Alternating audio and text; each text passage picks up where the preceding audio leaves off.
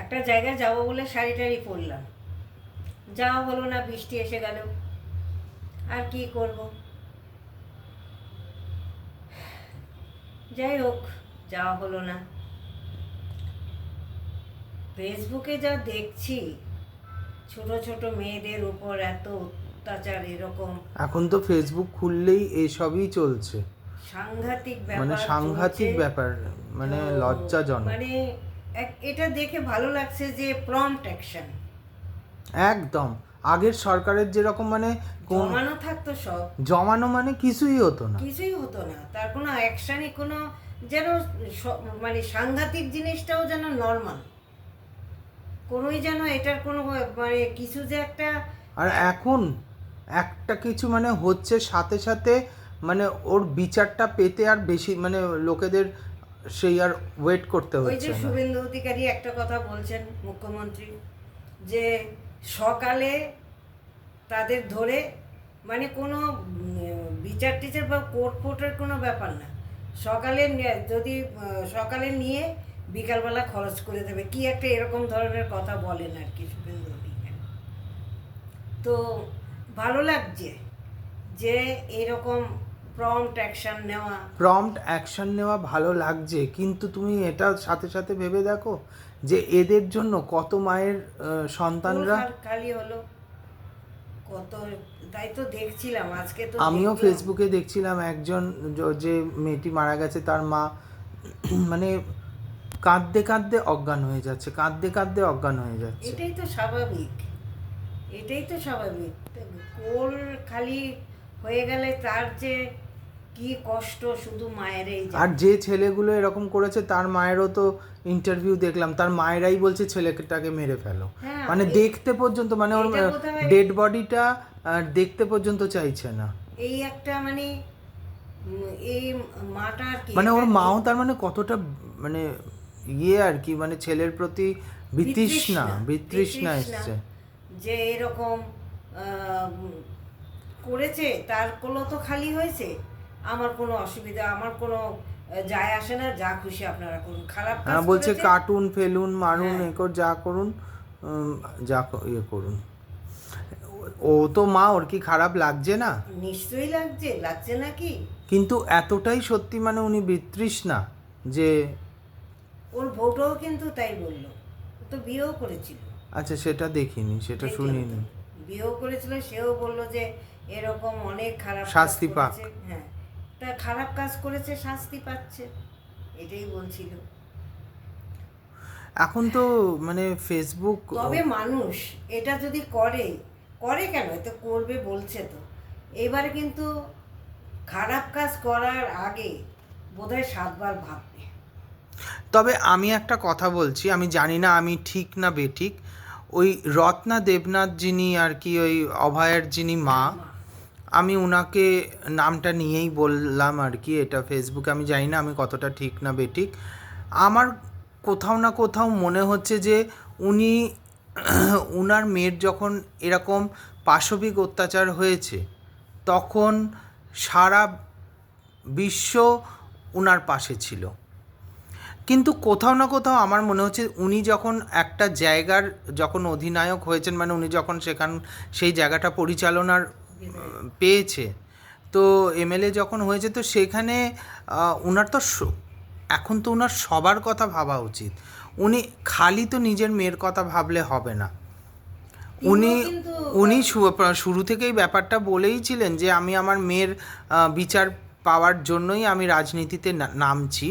সেটা ঠিক আছে, কিন্তু যখন নেমেছো তখন সবাইকার কথাই তো ভাবতে হবে। হ্যাঁ, একটা পজিশন যখন পেয়েছে হ্যাঁ, তা তাকে, অন্যর মেয়েরা হ্যাঁ, মেয়ে আর ওনার মেয়েটা মেয়ে আর অন্যের মেয়েটা মেয়ে নয়। তো উনি তো একটা উনার কিন্তু আমার এই ব্যাপারটা আমার ঠিক মানে উনার এই ব্যাপার স্যাপারগুলো পছন্দ হচ্ছে না, মানে বুঝতেও পারা যাচ্ছে না। আর কোথাও না কোথাও মনে হচ্ছে যেন উনি খালি নিজের জন্যই খালি চিন্তা ভাবনা করছেন, অন্য কারোর জন্য নয়, এটা মনে হচ্ছে। এখন বলছে যে ওনাকে এসে বলতে হবে, সারা বিশ্বের লোক এটা জানে, এখন বলছে যার অসুবিধা সেটা আমাকে বলতে হবে এসে, তবে সে করবে। না, বলতে হবে সে তো ঠিক আছে, কিন্তু উনি যে এরিয়ার মানুষ সেখানকার এরিয়ার তো সবাই যেমন দেখছি বর্তমান মুখ্যমন্ত্রী সবাই তো রাস্তায় নেমে তো সব কিছু স্পটে পৌঁছে সব কিছু হচ্ছে। কিছু নেই, এমনিতে তো সকলেই তো জেনেই যাচ্ছে। এইটা আবার আলাদাভাবে বলা গিয়ে এটা তো পুরো সারা লোক জেনে গেছে, এটার আর কি বলবে আলাদাভাবে? আর বলবে তবে করবে, ওনার তো নিজের থেকেই করা উচিত ছিল। তবে যা খারাপ কাজ করার আগে উনি এই যে এরকম যে বাচ্চা মেয়েটার প্রতি হয়েছে, উনি তার জন্য ভিডিওতে বলেছে, আমিও স্ক্রল করতে করতে উনার ভিডিওটা এসেছিল দেখলাম, উনি বলেছেন, কিন্তু সবাই বলার পরে বলেছে যে উনি কেন কিছু এই ব্যাপারে সবার ওই যে ওই উনার মেয়েটা মেয়ে আর বাকি মেয়েটা তো মেয়ে কি মেয়ে নয়, আপনার মেয়ের সময় তো আমরা সবাই মিলে রাস্তায় নেমেছিলাম, তো এর ব্যাপারে কি কিছুই নয়, এই সব বলার পরে উনি বলেছেন। হ্যাঁ, কিন্তু আগে উনি কেন বললেন না? এটার কি উনি বিধায়ক হিসাবে উনার কি এই ঘটনাগুলো কি কানে যায়নি? ওনার তো উনি তো জানেনই। যদি বলেন জানেন না, এটা তো সঠিক কথা নয় আমার মনে তবে হয়। একটা জিনিস খুব ভালো করেছেন যে খারাপ কাজ যদি ভাবেও, যদি 10 বার ভাববে এবারে তাদের যে পরিণতি কি হবে, হ্যাঁ সেটা তারা 10 বার ভাববে। 10 বার তারা চিন্তা করবে খারাপ কাজ করার আগে। এটা ভালো হয়েছে অবশ্যই। আর মাননীয় মুখ্যমন্ত্রীর কাছে আমার একটা আবেদন, জানি না উনি আমার এই ভিডিওটা দেখবেন কি না। আরেকটা হলো, মানে বেশ কিছু বছর আগে অনেকেই করেছিল যে কি অ্যালকেমিস্ট করেছিল, প্রচুর লোকের প্রচুর টাকা মার গেছে, কিছু আমার টাকাও ছিল, কিছু না, অনেকটাই ছিল। অনেকটা না, আমার মানে তুলনায় কম। হ্যাঁ, অন্যের অনেকের লোকের তো তুলনায় কম। এমনও দেখেছি যে শুনেছি যে 50-60 লাখ 1 কোটি এরকমও টাকা ওনারা এখানে ইনভেস্ট করেছেন, কিন্তু সেখানে আমার খুবই কম ছিল।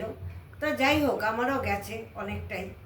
তো মাননীয় মুখ্যমন্ত্রী যদি এর কোনো একটা সুরাহা করেন, অ্যালকেমিস্টের ব্যাপারটা যদি একটু দেখেন খুব ভালো হয়। কেননা এখনো পর্যন্ত অনেককেই আমি কাঁদতে দেখি যে এরকম আমার না, উনাদের একটা হয় না জনতার দরবার বলে উনাদের একটা হয়, সপ্তাহে কোন দিন যেন হয়।